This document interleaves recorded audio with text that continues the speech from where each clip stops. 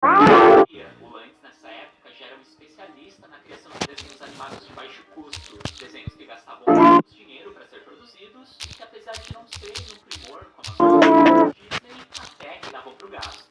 Bom, o Walter Lantz, esse cara aqui, iniciou a sua vida profissional.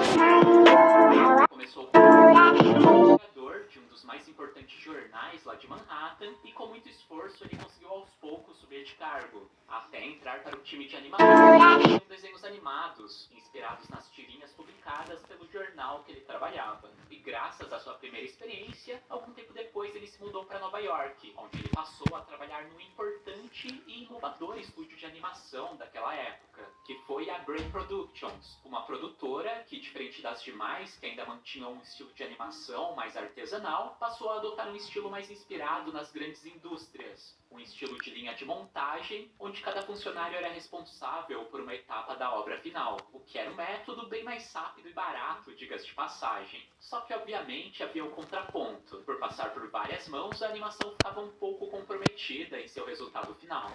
Mas enfim, foi justamente por causa dessa sua experiência acabou contratando para dar continuidade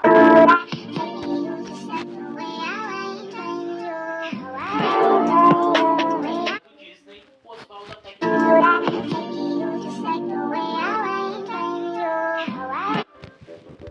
só que esse sucesso também acabou de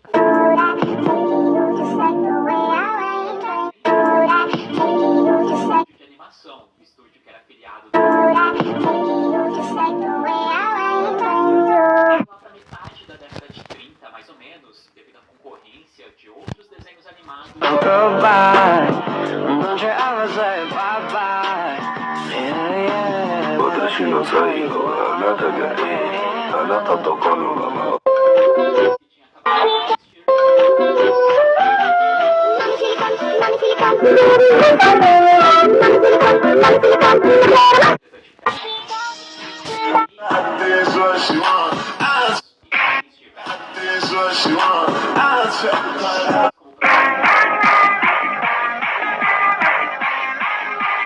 Macacos, um rato e até mesmo um gambá. No!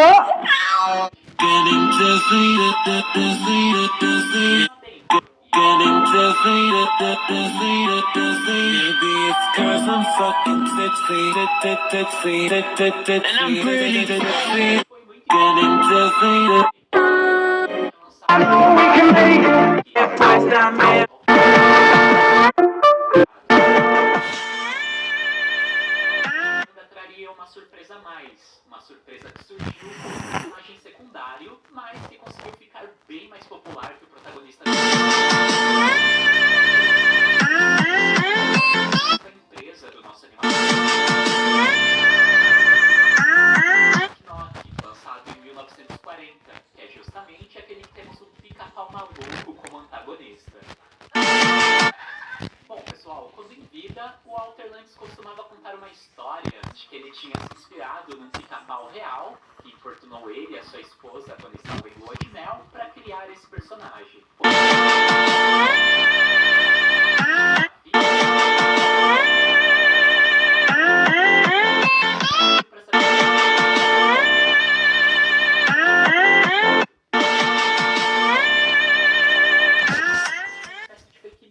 Que ele inventou para deixar o seu personagem ainda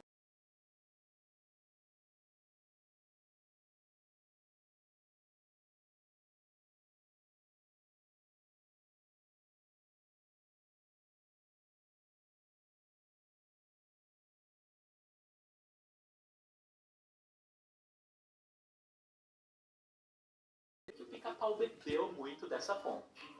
E como essa primeira aparição do personagem, mesmo como antagonista, fez bastante sucesso, o Lantz não pensou duas vezes para dar para ele o seu desenho próprio. E sob a direção de um cara chamado Alex Love, a partir de 1941 começaram a ser produzidos os primeiros capítulos do desenho próprio do Pica-Pau, ainda mantendo o design e personalidade apresentados no desenho do Andy Panda, que é aquela versão que a gente chama aqui de Pica-Pau Biruta.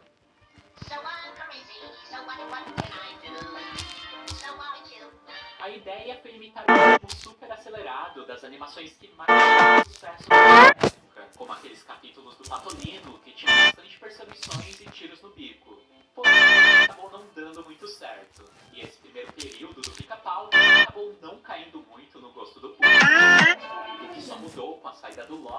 1943 e a entrada de dois diretores vindo da Disney, o James Julian e o Jim Blunt, que participaram da produção de animações como Branca de Neve e Pinóquio, e que graças às novas técnicas que eles trouxeram da sua antiga empresa, conseguiram dar uma repaginada no nosso passarinho maluco a partir dos episódios lançados em 1944. Para começar, eles mudaram completamente a sua personalidade. O Pica-Pau continuaria assim, de parecer drogado, e o design também foi um pouco alterado. A diferença nas pernas e também nas cores mudaram para se parecer mais com a bandeira dos Estados Unidos. E o primeiro capítulo dessa nova era foi aquele musical clássico, O Copeiro de Sevilha, capítulo esse que ficou tão bom que foi até indicado ao Oscar.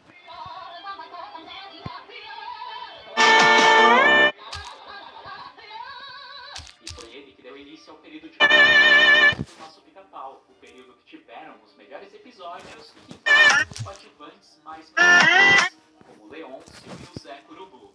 Foi também nessa época aí que o Pica-Pau ganhou a sua própria música, o tema do Pica-Pau, que curiosamente se tornou uma canção até que bem popular na saga.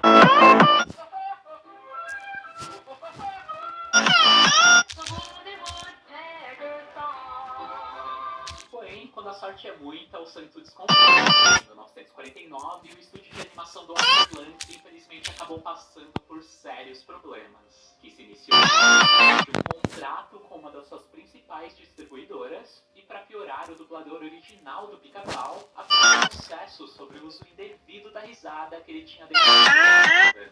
Pois é, o Lance era muito cara de pau. Ele estava reutilizando as mesmas risadas gravadas lá em 1941 nos episódios mais recentes, mesmo com o dublador já tendo saído da empresa e sem nenhum consentimento dele e também sem pagar nada. Nada, né? E por causa disso, ele fechou as portas no ano de 1949. Triste, não? Só Isso vai aqui. superar esse problema.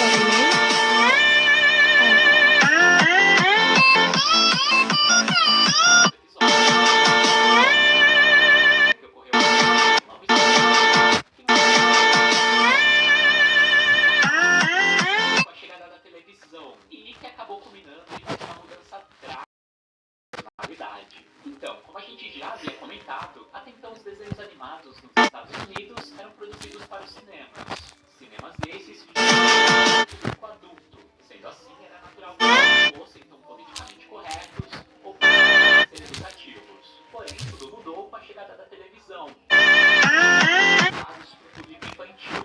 Portanto, não poderiam dar mais nenhum mau exemplo para as crianças. Outra coisa que mudou com a chegada da TV foi a qualidade da animação. Ela precisava que os desenhos fossem feitos mais rápidos. Ela precisava de desenhos novos todas as semanas. Então, não custar muito, como eram os desenhos da Disney, por exemplo, que além de caros, demoravam meses para serem produzidos. E foi assim que surgiu a Hanna-Barbera, que faziam animações extremamente baratas e simplificadas, se estabeleceram. E os estúdios que faziam desenhos para os cinemas acabaram não conseguindo se adaptar ao novo período. Porém, vocês lembram que a gente comentou que o Walter Lantz era conhecido justamente com algumas mudanças, né? Até para ficar mais adaptada para o público infantil.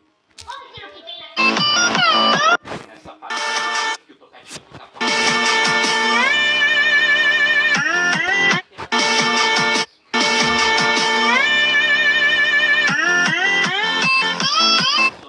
e que os episódios começaram a focar em temas que o público estava mais naquela época, como o Velho Oeste, perseguições entre colonizadores e nativo-americanos e viagens espaciais. As histórias ainda tentam ser um pouco mais educativas, um pouquinho só, né? E por isso, os personagens visitando pontos turísticos, ou históricos, como a Jamie.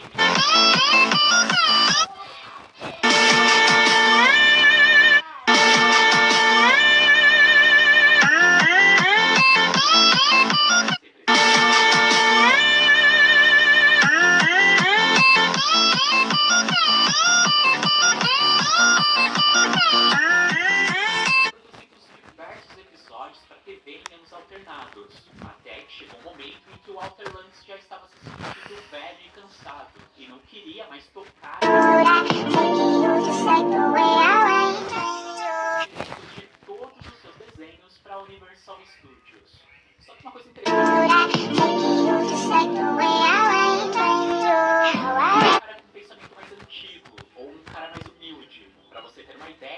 continuava produzindo ainda desenhos para o cinema, mesmo com o Pica-Pau já bombando muito.